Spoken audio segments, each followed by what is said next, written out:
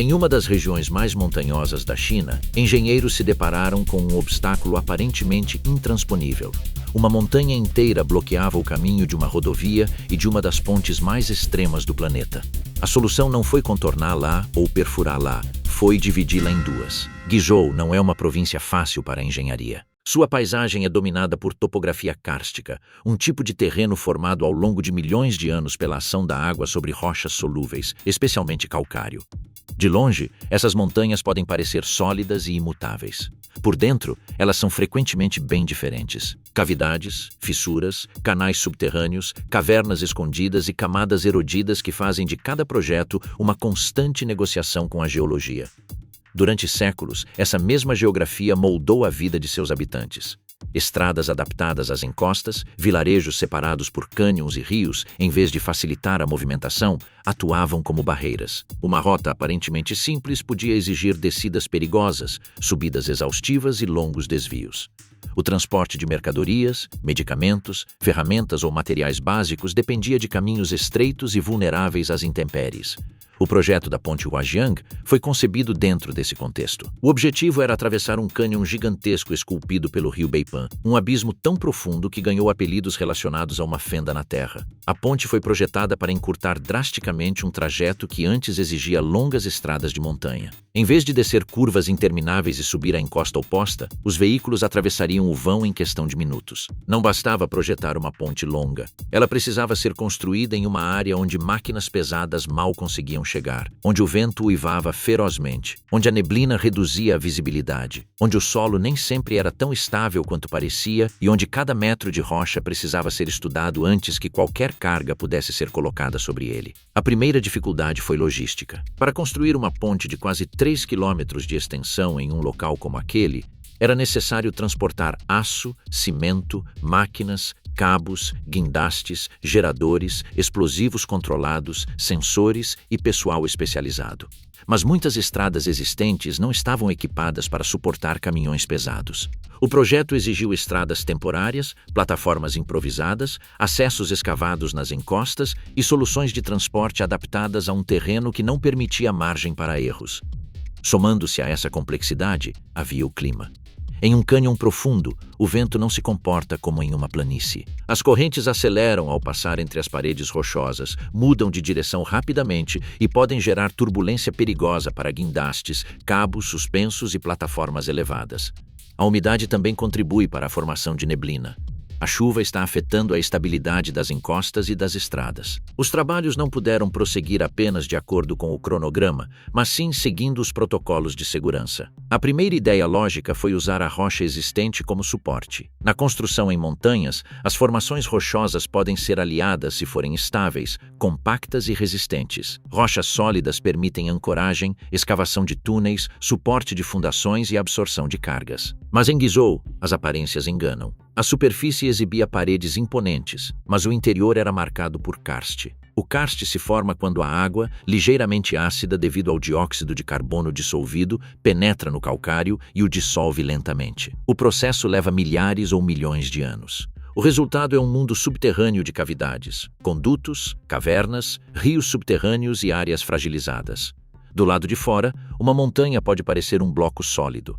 Ao perfurá-la, a broca pode encontrar primeiro rocha sólida, depois uma cavidade, em seguida uma camada fraturada e, mais abaixo, outra zona compacta.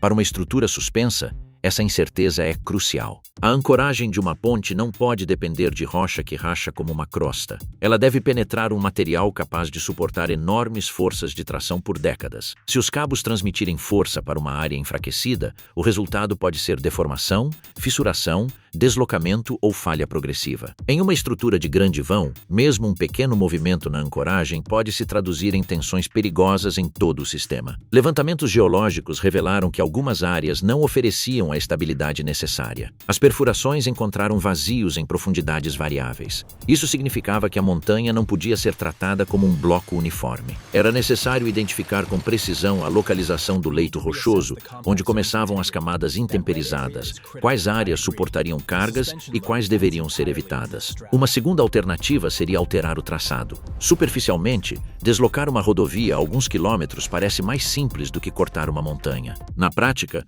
uma rota de alta velocidade não pode ser traçada livremente em terrenos extremos.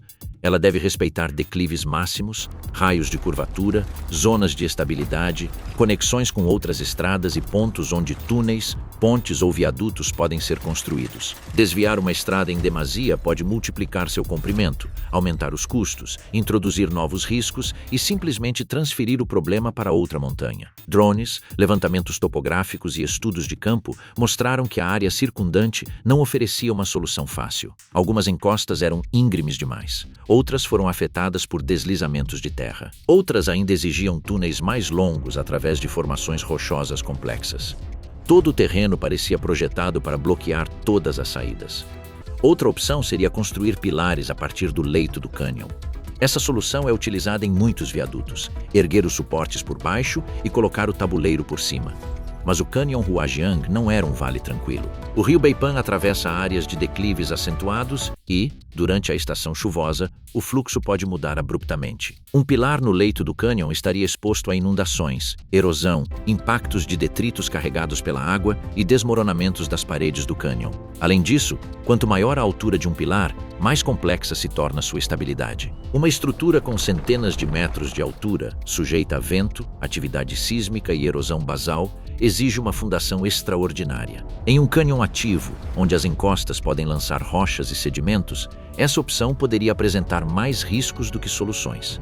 Havia também a possibilidade de escavar uma rede de túneis para evitar a ponte principal. A China tem vasta experiência com túneis em montanhas, mas isso não significa que qualquer túnel seja adequado. Um túnel longo em terreno kárstico pode encontrar água subterrânea, cavidades, gases, zonas de colapso e mudanças repentinas de resistência. Requer ventilação, drenagem, revestimento, sistemas de segurança, evacuação e manutenção constante. Em alguns casos, é viável. Em outros, o custo e o prazo tornam a alternativa ineficiente.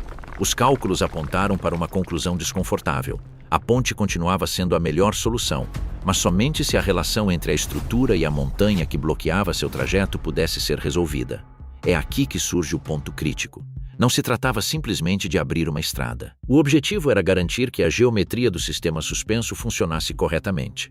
Uma ponte suspensa exige que seus cabos principais sigam trajetórias precisas. Esses cabos recebem o peso do tabuleiro por meio de tirantes verticais e transmitem a carga para as torres e ancoragens. Se os cabos não alcançarem a ancoragem no ângulo correto, as forças serão distribuídas de forma desigual. Se a ancoragem estiver muito alta, muito baixa ou deslocada lateralmente, a ponte pode sofrer torção, distribuição desequilibrada de tensões ou deformações indesejadas. A escavação da montanha exigia precisão, sequenciamento e monitoramento constante. O objetivo era criar um desfiladeiro artificial com as paredes mais estáveis possíveis. Esse desfiladeiro permitiria a passagem da estrada e facilitaria a integração dos sistemas de ancoragem. Mas a montanha não podia perder sua integridade estrutural. O desafio era remover uma porção da rocha sem enfraquecer o todo.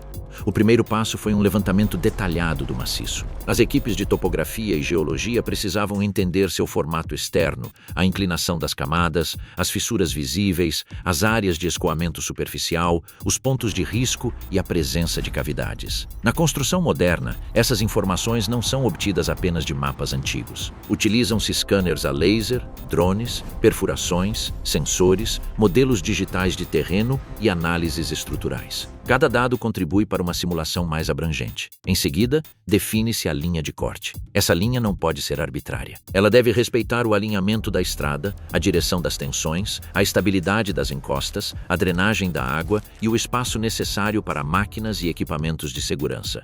Uma parede excessivamente íngreme pode economizar em escavação, mas aumenta o risco de desmoronamentos. Uma parede mais íngreme pode ser mais estável, mas exige a remoção de mais material e perturba uma área maior. A solução depende do equilíbrio entre estabilidade, custo, tempo e função estrutural. A escavação é realizada em etapas. Primeiro, furos de sondagem são perfurados em padrões cuidadosamente calculados. Nem todos os furos têm a mesma finalidade. Alguns marcam o contorno do futuro corte. Outros fragmentam o material do núcleo.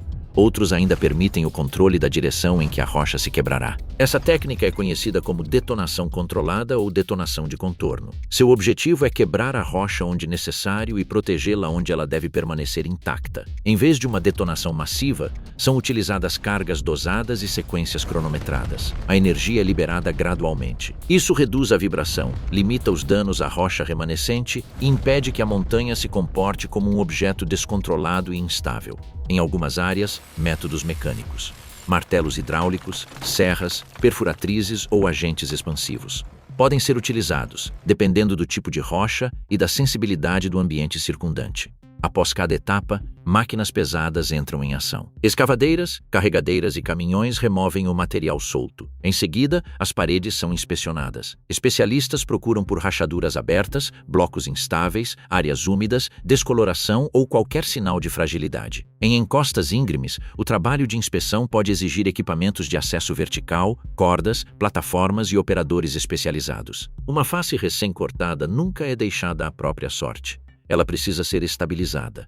Para isso, são utilizados âncoras de rocha, parafusos, telas metálicas, concreto projetado, valas de drenagem, barreiras dinâmicas e sensores de movimento. Os parafusos perfuram os blocos fraturados e os ancoram em camadas mais estáveis. A malha retém pequenos deslizamentos de rochas. O concreto projetado protege superfícies erodíveis. A drenagem impede o acúmulo de água em fissuras e o aumento da pressão interna. A água é um dos inimigos mais silenciosos dessas estruturas. Em uma montanha kárstica, ela pode surgir por meio de infiltrações inesperadas. Se a água penetra em fissuras e a pressão se altera, pode enfraquecer a rocha. Se carrega partículas finas, pode erodir áreas internas. Se flui atrás de uma encosta, pode reduzir sua estabilidade.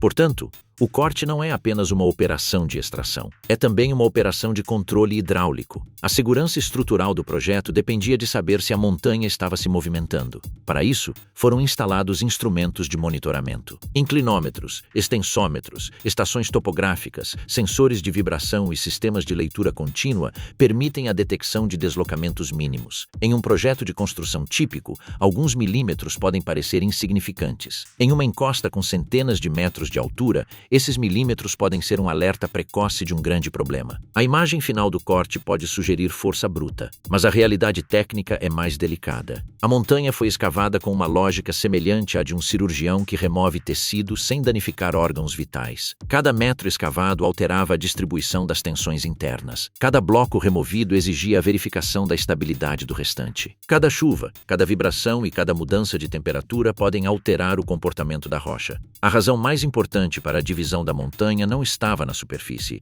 mas na direção das forças. Uma ponte suspensa parece ser sustentada por duas torres e um conjunto de cabos elegantes. Mas essa imagem simplifica uma realidade muito mais complexa. O tabuleiro exerce pressão para baixo. Os tirantes transmitem esse peso aos cabos principais. Os cabos convertem parte dessa carga em tensão horizontal e a transportam até as ancoragens. Lá, o solo precisa resistir a uma força gigantesca que tenta puxá-lo em direção ao centro da ponte. Em pontes dessa escala, as ancoragens são tão importantes quanto as torres. Elas podem consistir em enormes blocos de concreto enterrados ou embutidos na rocha. Sua função é impedir que os cabos se desloquem. Para isso, elas aproveitam seu próprio peso, o atrito, a geometria e a resistência da massa rochosa. Se a ancoragem falhar, a ponte perde seu equilíbrio fundamental. A montanha que bloqueava a rota apresentava uma contradição. Por um lado, ela continha massa suficiente para funcionar como suporte. Por outro lado, seu formato externo não permitia o roteamento correto dos cabos nem a colocação dos blocos de ancoragem no local adequado. Era como ter uma peça enorme e resistente, mas que não se encaixava corretamente na estrutura. Ao criar uma fenda artificial, os engenheiros conseguiram modificar essa geometria. O corte permitiu um caminho mais direto para a estrada e os elementos estruturais. Também facilitou o acesso às zonas internas de rocha mais resistente, menos alterada pela erosão superficial. Em muitas montanhas, as camadas externas são fraturadas por ciclos de umidade, temperatura, raízes, erosão e movimentos antigos. Mais profundamente, encontra-se material mais compacto. A diferença entre ancoragem superficial e ancoragem profunda é essencial. Uma encosta superficial pode parecer rígida, mas se estiver muito fraturada, a tensão nos cabos pode deslocar blocos ou abrir fissuras existentes. Em contraste, a ancoragem profunda pode transmitir a carga para um volume maior de rocha sólida. Ela não depende de uma crosta externa, mas sim da massa interna da rocha. A fissura artificial também ajudou a controlar a continuidade do alinhamento. Uma rodovia de alta velocidade precisa de declives razoáveis e curvas amplas. Caminhões não conseguem lidar com mudanças abruptas de inclinação após a saída de uma ponte suspensa. Se a estrada sobe muito, torna-se ineficiente. Se desce muito, o risco aumenta. Se faz uma curva acentuada, reduz a velocidade e a segurança. A montanha estava no ponto em que a estrada precisava manter uma transição suave. Em terrenos menos extremos, um corte menor, um túnel curto ou uma curva teriam sido projetados. Em Huajiang, a escala do cânion e a posição da ponte amplificaram cada decisão. Uma pequena mudança no alinhamento poderia deslocar toda a via de acesso. Um deslocamento da via de acesso poderia alterar o ponto de ancoragem. Uma mudança na ancoragem pode alterar a tensão do cabo. Uma mudança na tensão pode afetar o comportamento do convés em condições de vento. O vento adicionou mais uma camada de complexidade. Pontes longas que atravessam cânions profundos devem ser projetadas para evitar oscilações perigosas. A história da engenharia relata casos em que o vento causou vibrações destrutivas em pontes mal adaptadas a fenômenos aerodinâmicos. Um tabuleiro de ponte moderno é projetado para permitir o fluxo de ar, reduzir a turbulência e evitar ressonâncias.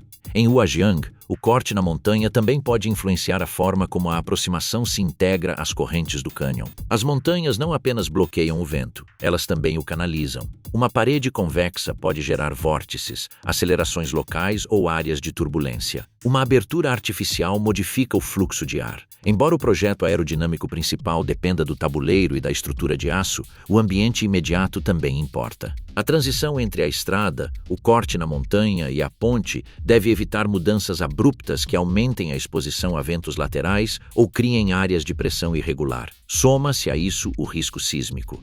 Em uma região montanhosa, os terremotos afetam mais do que apenas edifícios. Eles podem desencadear deslizamentos de terra, deformar encostas, abrir rachaduras e alterar a estabilidade das encostas. Uma âncora rasa em rocha intemperizada seria mais vulnerável caso um terremoto abalasse a massa rochosa.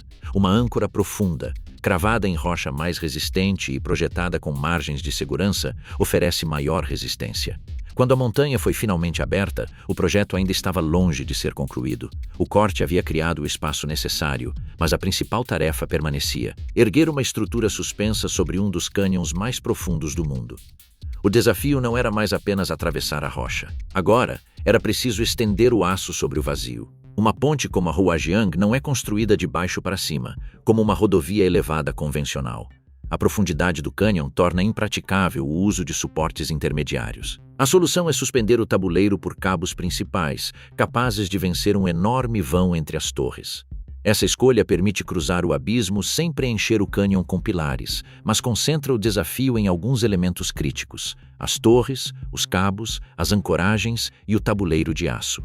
As torres funcionam como suportes verticais maciços. Elas elevam os cabos à altura necessária para que formem uma curva acentuada. Essa curva não é meramente decorativa, é a forma natural que um cabo assume sob carga. A geometria dessa curva distribui forças, absorve peso e transmite tensão às extremidades.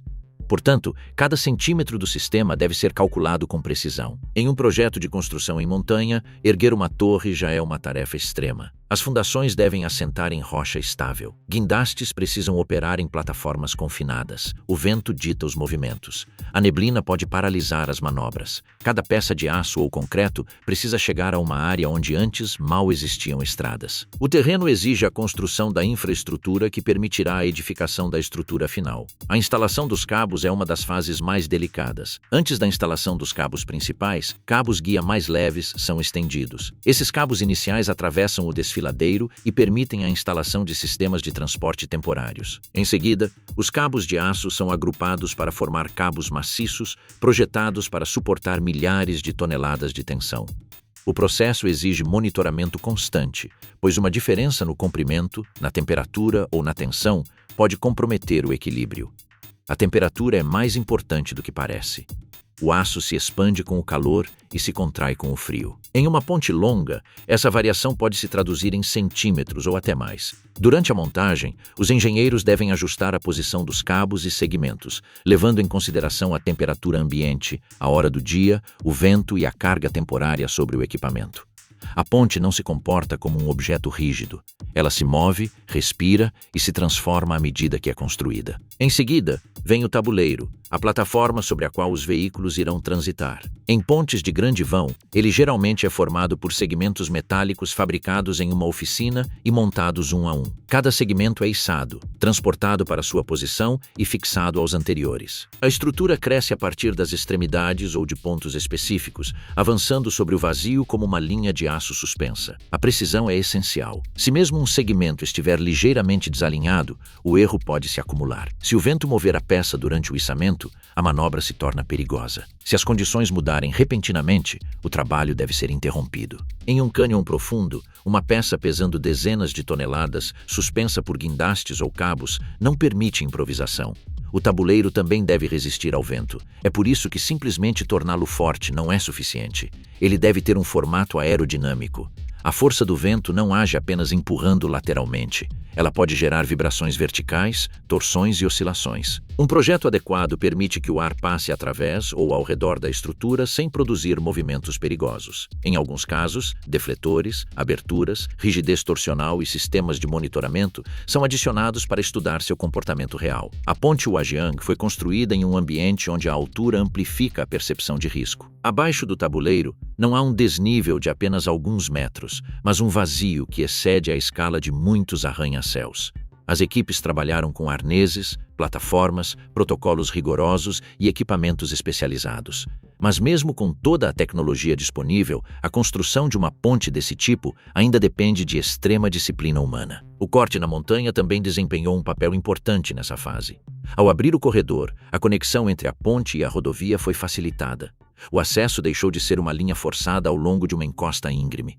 Tornou-se uma transição mais direta entre o tabuleiro suspenso e o solo firme. Essa continuidade foi essencial para evitar que a estrutura se tornasse uma ponte monumental conectada a uma estrada problemática. Muitas montanhas não são tão sólidas quanto aparentam. Nossa imaginação frequentemente evoca uma montanha como uma massa compacta, uma fortaleza de pedra alterada apenas por terremotos ou erosão visível. Mas em regiões kársticas, o interior pode se assemelhar a um labirinto.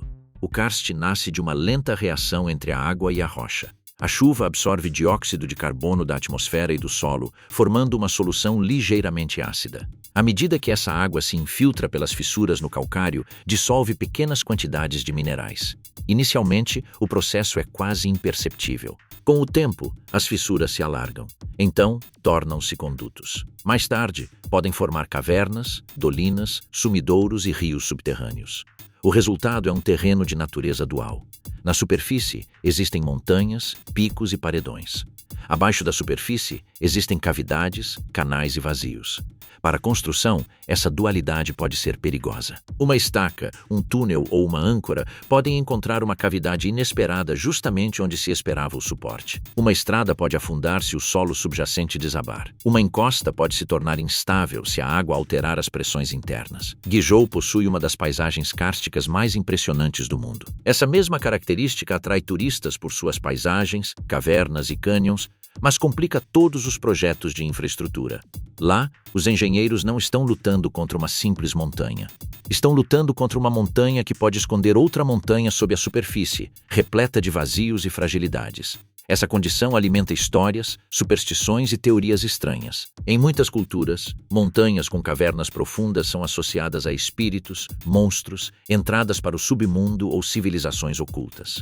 A mente humana tende a transformar o desconhecido em mistério. Quando uma broca cai repentinamente em um vazio, quando um rio desaparece sob a terra ou quando uma encosta desaba sem aviso prévio, a paisagem parece se comportar como se tivesse vontade própria. A verdadeira explicação é geológica, não sobrenatural. Mas isso não a torna menos perturbadora. Uma montanha kárstica é uma estrutura viva no sentido físico. A água continua a circular. A rocha continua a se dissolver. Rachaduras continuam a se formar. Chuvas intensas podem alterar o comportamento de um sistema subterrâneo.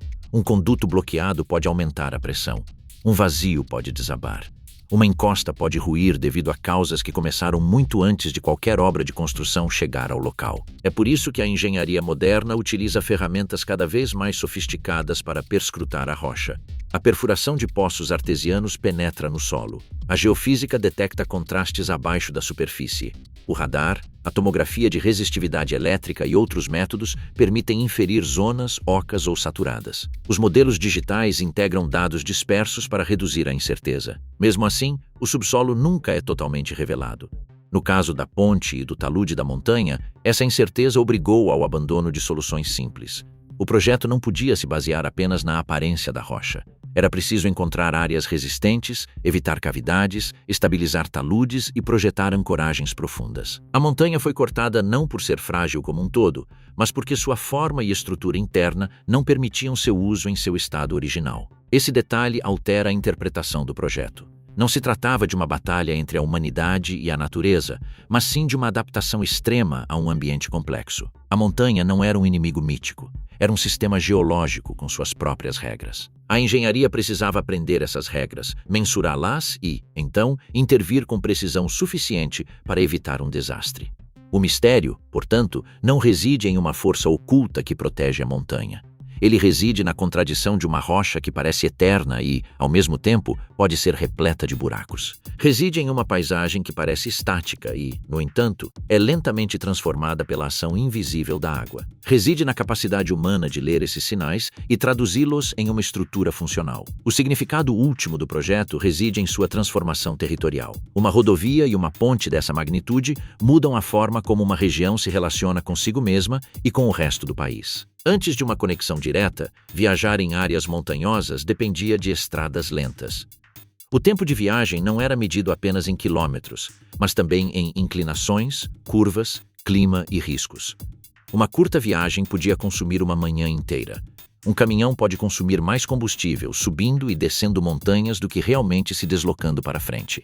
Uma ambulância pode demorar muito. Um agricultor pode perder competitividade porque seu produto chega atrasado ao mercado ou com um preço alto.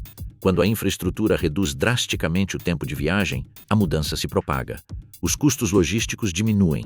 Os produtos circulam com mais facilidade. Os trabalhadores têm acesso a mais oportunidades. Os serviços chegam com menos atrasos. As empresas podem considerar áreas antes negligenciadas. O turismo torna-se viável para visitantes que não aceitariam viagens longas e difíceis. Em Guizhou, as grandes pontes também têm valor estratégico. A província passou de ser conhecida por seu isolamento montanhoso a se tornar uma vitrine da engenharia em grandes altitudes. Seus cânions, antes vistos como obstáculos, foram transformados em cenários para recordes mundiais, rotas panorâmicas e novas atividades econômicas. A Ponte Huajiang faz parte dessa transformação. O projeto também incorpora o turismo de experiência. Uma ponte tão alta não transporta apenas veículos. Ela atrai visitantes que desejam observar o vazio a partir de plataformas de vidro, elevadores, panorâmicos ou mirantes. A vertigem se torna uma atração turística. O mesmo abismo que antes dificultava a vida cotidiana agora gera atividade econômica. Essa transformação possui uma dimensão ambivalente. Por um lado, melhora a conectividade e pode revitalizar comunidades isoladas. Por outro, introduz pressão turística, alterações na paisagem, custos de manutenção e debates sobre o impacto ambiental. Nenhum grande projeto de infraestrutura é neutro. Ele sempre reorganiza o território. Sempre beneficia algumas atividades, desloca outras e força a gestão das consequências. O corte da montanha simboliza essa tensão. É uma imagem de progresso técnico, mas também de profunda intervenção na natureza. A questão não é apenas se isso poderia ser feito. A questão mais complexa é quando faz sentido fazê-lo. Nesse caso, a resposta baseou-se na necessidade de conectar uma região de difícil acesso, na viabilidade técnica da ponte e na impossibilidade de resolver o trajeto por meio de opções mais convencionais. A engenharia contemporânea opera dentro desse equilíbrio. A humanidade precisa de estradas, energia, água, transporte e comunicação. Mas toda solução deve coexistir com limites geológicos, ambientais e sociais. Cortar uma montanha pode parecer excessivo se visto isoladamente. Dentro do sistema completo, foi uma resposta a um problema de conectividade em um território remoto. A montanha dividida também se tornou uma mensagem. Ela demonstra até que ponto a China está disposta a modificar paisagens complexas para integrar regiões e sustentar sua rede de infraestrutura. Em apenas algumas décadas, o país construiu um grande número de rodovias, ferrovias, pontes e túneis. Esse ritmo acelerado resultou em obras admiradas mundialmente, mas também gerou debates sobre custos, dívidas, impacto territorial e manutenção a longo prazo. No caso de Huajiang, a imagem pública tende a se concentrar no espetacular, a ponte imponente, o cânion, a montanha aberta. Mas para as comunidades próximas, a mudança mais significativa é mais simples. Uma jornada que antes dependia de estradas difíceis torna-se direta. Uma área remota é aproximada do resto do país. O mapa mental da região muda. As montanhas não desaparecem mais. Elas ainda estão lá, dominando a paisagem. Mas não impõem mais o mesmo grau de isolamento. A estrada não apaga a geografia. Ela a atravessa, a corta, a transcende e a reinterpreta. Esse é o verdadeiro poder do projeto. Não se trata de negar a montanha, mas de mudar a relação humana com ela.